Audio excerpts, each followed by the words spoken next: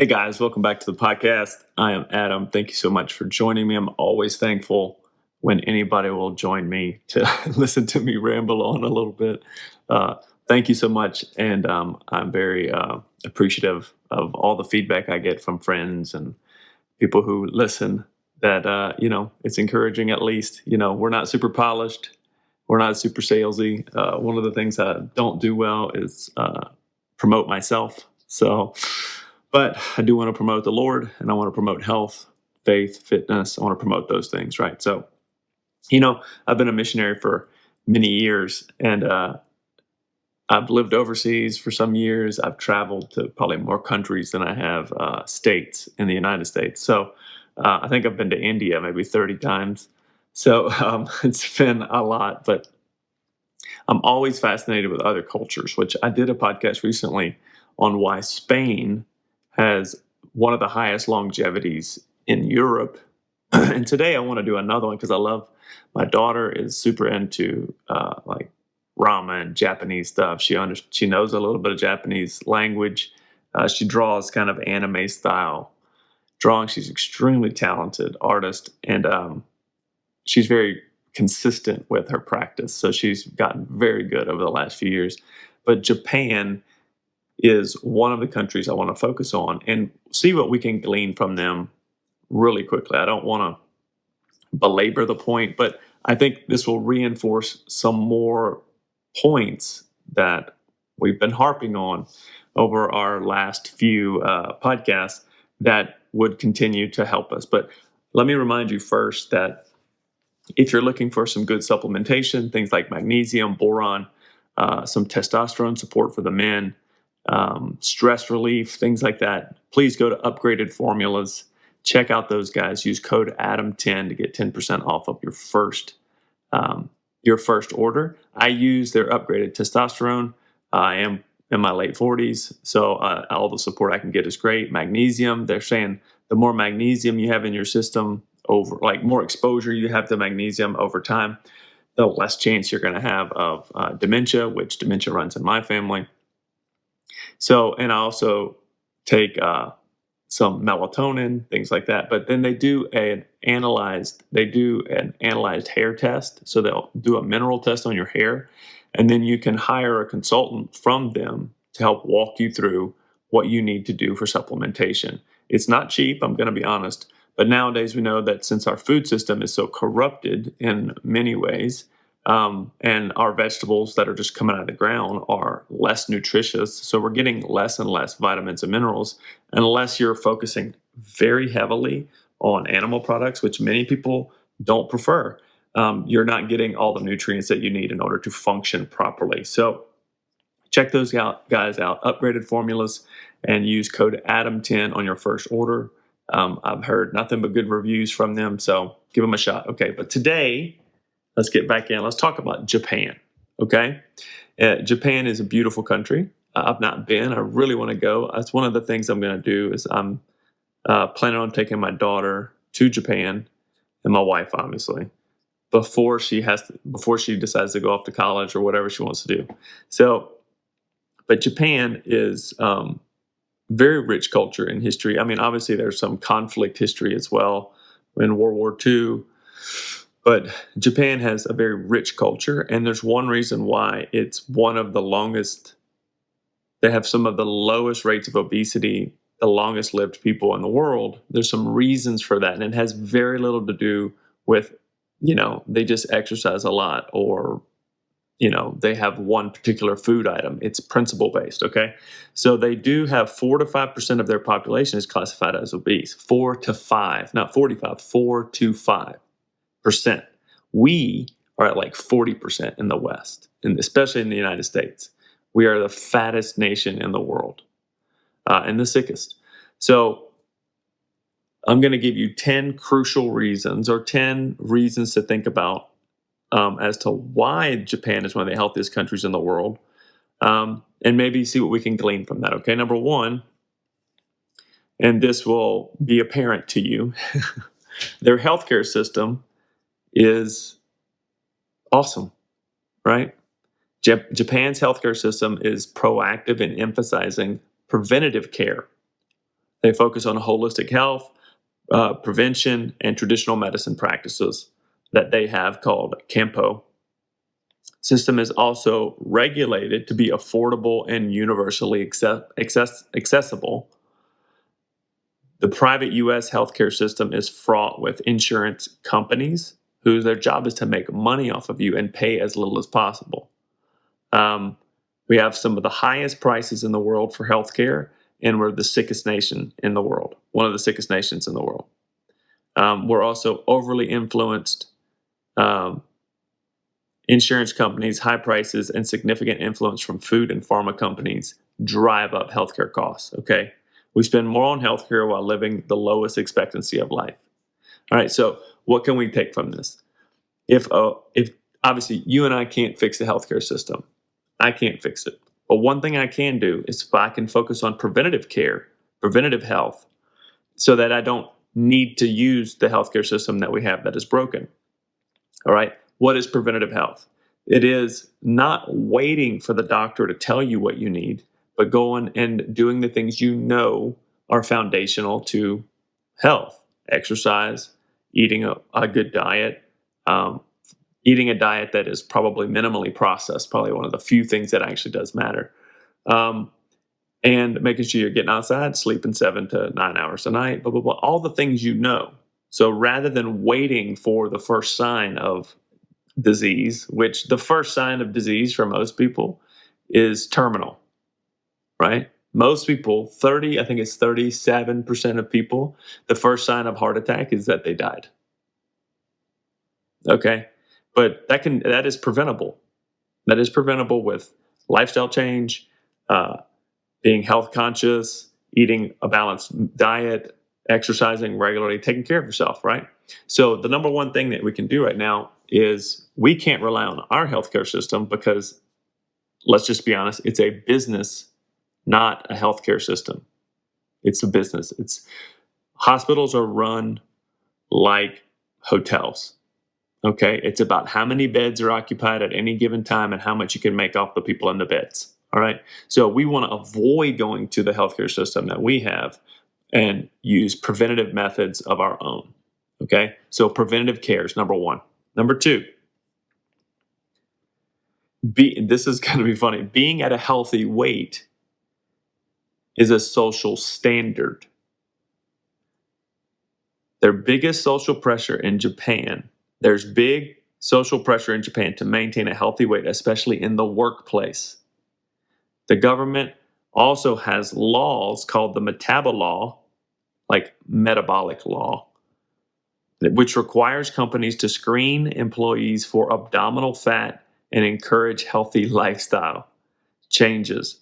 This focuses on collective well-being and promotes healthier living habits. So there is a stigma in Japan for being overweight, okay? There used to be with us here in the West until the wrong people got a hold of the messaging and started saying you could be healthy at any size. I'm afraid you cannot be dead at any size, but healthy is a different thing. So we don't equate being alive as being healthy, okay? The goal here is to have thriving health, not survival health, all right? So in Japan, obviously, there's a big stigma socially. There is also a stigma here socially in our country about being overweight. People who are overweight, I don't think this about people, but this is what I believe some people do think, which is like, oh, well, they're lazy. Oh, they don't know how to take care of themselves. Oh, they don't care about themselves. And some of those things will translate into how people think you're going to perform on the job. I personally work with a lot of pastors, and I'm going to be honest with you. I love pastors. I love people who share the gospel.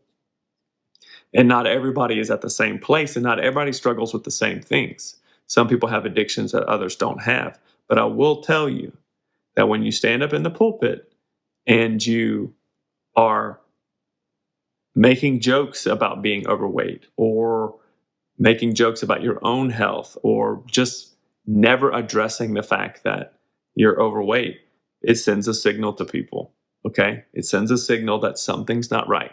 So there is a stigma to this. Maybe we just don't express it as maybe Japan does, but there is a stigma to it.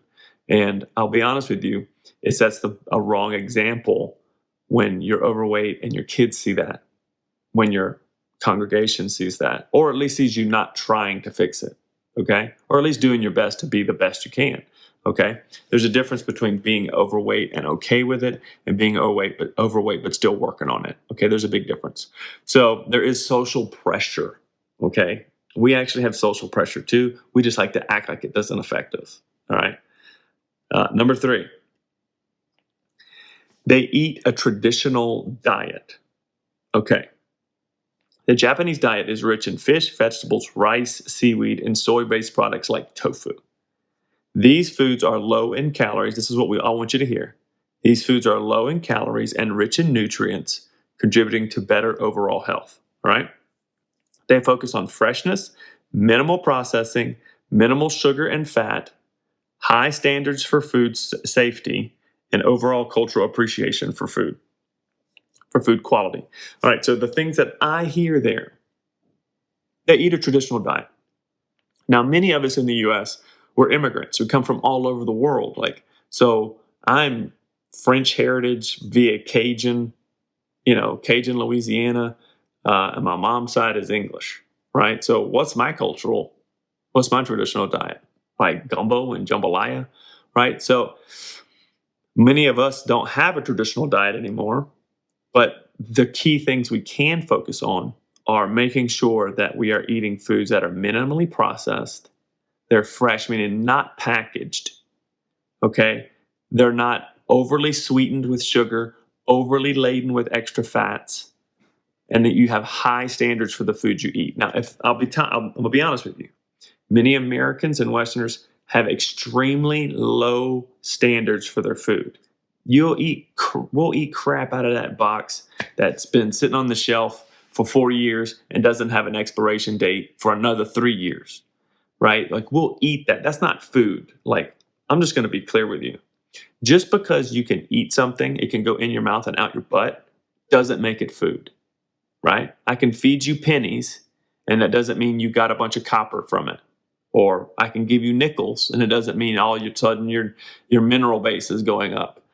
Just because something can go in your pie hole doesn't mean it's food, okay? So we have to have standards for the kind of food we're willing to eat. And a great way to minimize obesity and obesogenic type of eating is to minimally processed foods, not packaged, as fresh as you can get them, okay? And not a bunch of added garbage. Sugars and fats. That's like people are like, hey, I'm having a salad. Look at my organic salad. And then they put poppy seed dressing on it, which might as well be sugar and cottonseed oil. Like it's literally just flavor that's nothing but sugar and fat. And it takes a salad that would be 400 or 500 calories and makes it 800-900 calories. All right. So using traditional types of food. Like if you're Italian, if you come from Italian heritage, use Italian cooking. Lots of garlic, olive oil, fresh basil, fresh herbs. If you're going to have pasta, make it yourself or buy the freshest you can find and minimally eat it. Like you're not eating huge portions of it. If you're having tomato sauce, making your tomato sauce, if you're from like me, French background, the best quality I can find of, chicken and broth and wine and things like that. The best quality that I can find. If you just minimally process your foods, you're going to take all your calories down. And honestly, I know there's a big push right now against, especially in the carnivore community, and this might be over the heads of some of us watching, but there's two competing theories on why people get fat. And one is the energy balance theory that has to do with calories. Like basically the more calories you eat, the more calories you eat over what you burn, you store. Okay. The other one is the insulin, uh, basically the insulin model, which is like no carbs, spiking insulin makes you store fat easier, blah blah blah blah. Either one still requires you to overeat. Okay, the fact that people overeat too much of anything, probably the one thing you can't overeat is protein, but you can't overeat fats, you can't overeat sugars, you can't overeat carbohydrates, and usually all those things are mixed together. So just overeating in general, overeating your calories in general is gonna make you unhealthy. So if you have minimally processed foods, you can eat plenty of food with less calories, okay? Because as a rule of thumb, the more processed a food is, the more calories it has per serving, okay? That's why you can get 400 calories in with a Snicker bar and still be hungry. But if I gave you 400 calories worth of lettuce, tomatoes, cucumbers, and chicken, you're not going to be hungry for a minute, okay? So, quality of what you eat. Number 4, healthy eating is taught early. So it's societal. People pass it on. Healthy eating is taught to people. Okay, learning about nutrition is a core part of their educational system. They run a mandated school lunch program known as shokuaku, I don't know how to say it, which translates to food education. The program is designed to teach students about nutrition, balanced diets, and nutritional significance of food and cultural significance of food. Okay, significance of food. Students have home economics classes where they are taught how to cook simple, healthy meals. Schools don't allow snacking between meals. All right, so I mean, completely different way than we approach it culturally. Like they're teaching their kids how to eat, why you eat what you eat, and how to cook what you eat.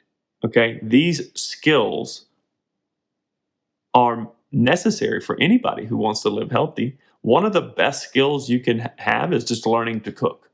Learning to cook your own meals, or at least way to cook meals that are good for you to eat, right? You don't have to be freaking Anthony Bourdain or, Chef Ramsay, but you do need to have some competency in the kitchen so that you can control what you're eating, right? If you're outsourcing your food to a company whose job is to make you as satisfied as possible so you come back, well, yeah, of course you're going to get fatter eating that. I don't care what anybody says, right? So there's a big thing here about learning from a young age what food is for. Why is it significant? What does it do for me? Why is eating healthy good, right? So maybe we haven't learned these things, but you can learn those things now and you can teach them to your kids, okay? So one of the reasons why Japan has one of the lowest obesity rates in the world is because people are educated about food. Remember, if you are just watching commercials and then buying what you see, you are a sucker. And you are the perfect patsy. And you're the perfect person who says, I don't know why I'm fat. I don't know what's going on. I'm fasting fast food. I haven't been eating fast food lately. But it doesn't matter if you don't understand anything about what you're eating and you trust the marketing. Like, I mean, how many people have to die before you start realizing, hang on, maybe something's not right here, right? So education, understanding, learning skills of why we eat what we eat, how to cook what we eat, and then make sure you're maintaining a healthy process in that, and then teaching your kids those things, all right? So number 5, they live an active lifestyle. All right, the Japanese people, particularly in cities, walk a lot. Public transportation is widely used and is often involves walking to and from stations. Many Japanese people also ride bicycles, contributing to regular physical activity, which helps burn calories and stay lean. There's something that happens when you are very active, okay? I was listening to a podcast with Dr. Gabrielle Lyons and Dr. Mark Hyman, I think it is. And one of the things that struck me is that the more you exercise, the more you release certain, is it called cytokines? They're basically molecules that signal what your body needs to do with the food you eat, right? The more you exercise, the more you process food better, the more you build muscle mass and don't store fat. Like, the more you exercise, the more you tell your body how to be healthy. Okay. So you're setting up a system that is hard to break. Like, I've been exercising um, at least 5 days a week, sometimes 7 days a week for 30 years. It's very difficult for me to gain weight. I can go off on vacation. And to be honest with you, on vacation, because I'm so active, I usually lose weight. And that's even with just kind of eating whatever I want to eat. That's eating burgers and fries and tacos and having some adult drinks and all that, because I've set up this system. The system is so in tuned to being healthier and using proteins for building muscle and sugars and fats to store for later use and energy and burning those preferentially. It just, you set up the system. So by being active, setting up your life so you can be active, you are not only helping your health right now, but you're helping your future health, right? So one of the reasons why Japan has one of the lowest obesity rates is because culturally they're just active. Like, in the cities, people are active. They're walking to and from bus stations or walking to work. And in the country, if you've seen the Japanese countryside, many people are farmers and they work outside all day, or they're very active outside all day. Okay, so nobody said anything about having big muscles. Nobody said anything about lifting weights. It's just moving, getting out there and being active, using your body because you can. Are you seeing a pattern here, right? Food quality, education on food quality, being active, okay? The type of food, minimally processed food, all things we've talked about. Number 6, and I think this is a really good one. I would love to talk about more. I need to study it more. They promote mindful eating. Okay, in Japan, there is a strong cultural emphasis on eating in moderation, encapsulated in the principle of hara hachibu. Okay, which means eating until you're 80% full. Okay. This helps people avoid overeating and keeps calorie intake in check. In school, students are often asked to reflect on what they ate and how it made them feel, to create mindfulness on what they ate at a young age. Okay. Hara hachibu. Okinawans recite this phrase before every meal. It reminds them to eat only to their 80% full. 80% full. Okay, so this mindset that eating is not about getting everything that I can. It's not satisfying this appetite. Because I'll be honest with you, many Christians are slaves to their flesh in this instance. We're supposed to be more than conquerors. Corinthians says we're more than conquerors, and many of us can't conquer a plate and a fork, right? We're completely led by our flesh. We're led by our desires, and we think that somehow we get a pass on it. I'm going to be honest with you. One of the 7 deadly sins, if you believe in that, is gluttony. And many of us, especially if we're walking around with, way more weight than we need, then there's either some type of gluttony, there's some type of trauma, or there's something we're not focusing on. But using this mindfulness of eating, hara hachibu, according to the Japanese, is just eating until you've had enough. Not so full that I can't take anymore, but just enough to satisfy the hunger and be okay. The more you do this, the more you become acquainted with being a little hungry from time to time and what it's like to feel full in a normal, healthy way, then hunger doesn't actually hurt anymore, right? Hunger is not something to be avoided at all costs. Hunger is a natural signal that actually tells your body to do some other processes like autophagy and, program cell death. Like, basically, rather than letting cells die, it will repair them. The body lets the cells die when there's an overabundance of food or even a sufficient amount of food. But when you're slightly hungry, it upregulates autophagy, starts the healing process a little more. That's why going without food. That's why you should have times during the day where you are slightly hungry. And then you should have periods of time where you're quite hungry, like you fast for a day or two. Sorry, I've got a fly going around here. So the mindset around food is a huge one. And I think we in the West, especially in the church, where moderation and stewardship are core values, I think that we should really focus on that. Like, that's something that is convicting to me, because I have lived my life in many ways where I'm just trying to get as much as possible, right? I'm one of 5 kids, and there were 3 boys out of the 5 of us, and we were all fighting for food all the time, right? So this is an interesting thing though, the more of those original qualities that I talked about, having minimally processed food, traditional kind of diets where real food is what you're eating, you're going to be full easier, okay?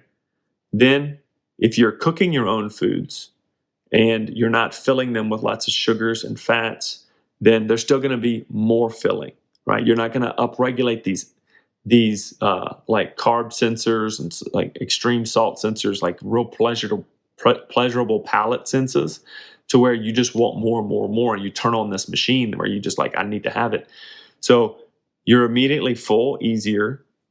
You're not turning on like cravings. And then by exercising and promoting health, you are using your food effectively so that you're not always super hungry. So this hari hachibu mindset is really important, because it actually gives you the switch, like the throttle, to be able to turn it back and forth. If you're eating garbage all the time and you're eating all day garbage, you're just starving yourself. So you're kind of constantly upregulating this hunger and this eating to 80%. If you're eating trash, you're never going to get really full, because your cells are starving for nutrients, because you're just thinking a bag of cheesy poofs is going to do it for you. A bag of cheesy poofs is only going to make you fat. It's not going to make you full. Okay? So eating real food, minimally processed, learning how to cook, educating yourself around your food, and having mindfulness when you eat is extremely important. Okay? Number 7, they eat wildly smaller portions than we do. And this is possible because the quality is so high, right? Unlike many Western countries, whose portions can be oversized, the Japanese are generally modest. Smaller portion sizes lead to lower calorie intake, which leads to help maintain a healthy body weight. Japan emphasizes a culture that prioritizes balance, variety, and satisfaction without overindulging, while the U.S. leans towards getting the most value for money. Okay? The issue is quantity for money does not mean value for money, right? If you're getting high quality ingredients, they're usually going to be less. They're more expensive usually, right? Because there's things, especially in the U.S., there's a reason why Sonic can sell you a Coney for $1 and still make money, right? Because they're selling millions of them, but they're also getting that Coney for about 8 cents, right? So if you're thinking the hot dog you just ate, the foot-long hot dog, 12 inches of hot dog, that company sold it to you for $1 and still made money, think about the trash you're eating. Like, you're just literally eating leftover garbage, hooves, hair, and teeth. That's what you're eating, okay? Even if it is cow. So having smaller portions makes a difference. How can you have smaller portions? Higher quality. If you have higher quality, you have smaller portions. Like last night, I ate, about a cup of potatoes with about 250 grams of chicken. So a quarter pound of chicken. And I was full as a tick, because every bit of it I cooked, every bit of it was high quality, and I was full. And I'm a 6 foot tall, 200-pound man.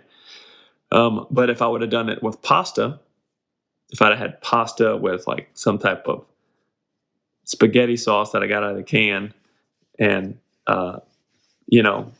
ravioli or whatever that I bought, I could have easily ate 1,000 calories worth of food and not been full and hungry again in a couple of hours.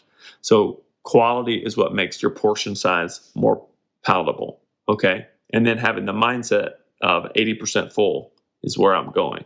So you can see that culturally they have mindsets of balance, not overindulging, being satisfied with what you have. Like these things are very important mindsets to have, okay?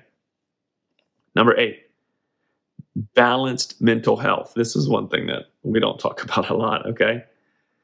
Japan works hard, but also has a strong culture of stress management. Now, I'll be honest with you. This one is a little questionable to me because Japan's the only place where people actually work themselves to death. Culturally, that's one of the weirdest things I've ever heard. Like they literally will die at their desk, okay? So I have to be careful with this one. But they promote practices like meditation, bath rituals, forest bathing, which is just going out into nature, which involves spending time in nature. These factors combine to create an environment that promotes reduction of stress, longevity, and lower obesity rates. There are parts of Japan where people work way too hard and then they crash. Like you'll see people like literally unconscious on subways and stuff like that. But as a whole, the Japanese culture is focused on balance. They're focused on stress management. They're focused on being in nature and doing what they can to keep their stress low. We don't do that very often, okay? So maybe that's one thing we can pull from it. Maybe prayer, maybe meditation, being outside in nature more often, taking in beautiful places to the best of your ability. If you don't live in a very beautiful place, still being outside around trees and around grass still gives you the sense that it's stress reducing, okay? Getting sun on your skin, getting fresh air in your lungs, all these things help to calm the mind. And we do know that mindfulness and meditation and even prayer, where you're literally just focusing on controlling your heart rate and focusing on controlling your thoughts and paying attention to your breathing, dramatically lowers your stress levels. Okay, so maybe it's something we should focus on. Number 9. They have a very limited influence from companies that thrive off of their sickness. Okay, they lack of influence from food and pharma companies. All right, we can see this if you watch television, which I really hope you can see this. But anytime I've watched television as of late, where there are commercials, 75% of the commercials are pharma companies. And I'll be honest with you, you're not sick because you have a lack of Lipitor in your body. You're not sick because you have a lack of Rybelsus, that makes you bleed from your eyes and your anus at the same time, right? So, I mean, it's like you don't have a lack of these things. These companies are not looking for your health. They're looking for your dollars with the idea of health, okay? So, I mean, they just got done. I'll go there, okay? With the plandemic, all of a sudden now, people are dropping dead suddenly, and we've had more myocarditis amongst young men than we've ever seen in the history of man. We've got unexplained cancer, turbo cancers coming up apparently. People are like, I saw a video of like news anchors dying suddenly on camera, soccer players dying suddenly on the soccer field, football players dying suddenly on the football field. But you're not going to see any of this in the media because they're all together, right? The influences are the government gives you food guidelines, all right? You follow the food guidelines. That's the standard American diet. Standard American diet gets you into the standard American healthcare system. And the standard American healthcare will just provide you the standard pharma drugs, which have side effects that don't help you. You just continue into the circle. You are a cog in the wheel. You're in the matrix at that point. You're a battery providing energy for these companies. That's what you're doing. So probably one of the best things you can do, the most rebellious things you can do right now, is to ignore all the marketing you see. Whatever the government tells you about your health, do the opposite and you'll be healthy, okay? If you took the jab, I'm sorry, don't get a booster. I haven't had a flu shot in 20 years, and I've not had the flu either. Amazing, right? I had COVID once, and that was it. My wife had it once, and that was it. Because you have an immune system. And I know that, you could go to jail for saying you have an immune system, but It's all coming out now that somehow all the conspiracy theorists were batting 1,000, right? So to limit the influence that food companies, pharmaceutical companies, and the government like FDA and the CDC limit their influence in your mind. You cannot trust them. These people are not trustworthy. These people are all in bed together. They man each other's boards, and there's so much money going back and forth. And you're just trying to go to the doctor to get some medicine. Well, preventative care, better food quality, better exercise, better sleep, better mindset around your food, better mindset around your health. That's going to keep you from getting under the influence of these devils, okay? Because these guys are butchers. I'm going to be honest with you. I'm really mad about it because I'm watching like even people in my own family suffer from this kind of stuff. And number 10, Japan promotes health over profits, okay? Health over profits. I think the Japanese realize that having a population that is healthy actually saves money in the long run and keeps their culture alive. We, on the other hand, have allowed capitalism and crooked senators, crooked politicians, crooked companies all to work together in bed together to where we, the people, are the product being sold, okay? And our birth rates are plummeting because the jab, so basically forced sterilization, in a sense, and they're trying to give it to kids, sterilizing kids early. So our birth rates are plummeting. Our culture will collapse eventually if we don't change some things. Japan obviously realizes that in order to have a culture, you have to have babies. In order to have babies, you have to be healthy. Okay? So they're going to be around for a lot longer. Maybe we should take some of these thoughts into play as well. Okay? And maybe one thing we can take away from promoting health over profits is maybe taking care of your health over trying to make more money all the time. Maybe stop chasing status symbols and realize that health is a status symbol, right? I'm 47 years old, and I notice how people look at me when I walk into the room. It still surprises me because I'm not a conceited person, but people notice that I'm in shape. They notice that I take care of myself. And then when they find out how old I am, they're always surprised, right? It's a status symbol. Health is a status symbol, especially amongst people where 90% of people are sick, okay? So do the opposite, right? Promote your health. Invest in your health over every other priority other than family and Jesus, okay? Get into your health, right? Because if you don't, nobody else will. And nobody's going to teach your kids but you. All right, so hopefully you gleaned something from this. And I really want to encourage you. Look, there are reasons why these Spain and Japan are doing so well. Now, I know that the Spanish fertility rate, or just the amount of people having babies, is plummeting as well. But I think that has more to do with culture and less to do with people being somewhat sterile. So I just want to encourage you, though, that these places are exemplary because of the principles, not just because of the food they eat, because of the way they think about food. And if you're a believer, you should be working on how you think about your food. You should be praying about your health. You should be giving over to the Lord and asking the Lord for insight into how to take care of yourself, okay? If not, please email me, adam@adambro.com. You can find me on Instagram at adambro, and you can find me on X at adam_bro. And I would love to hear from you.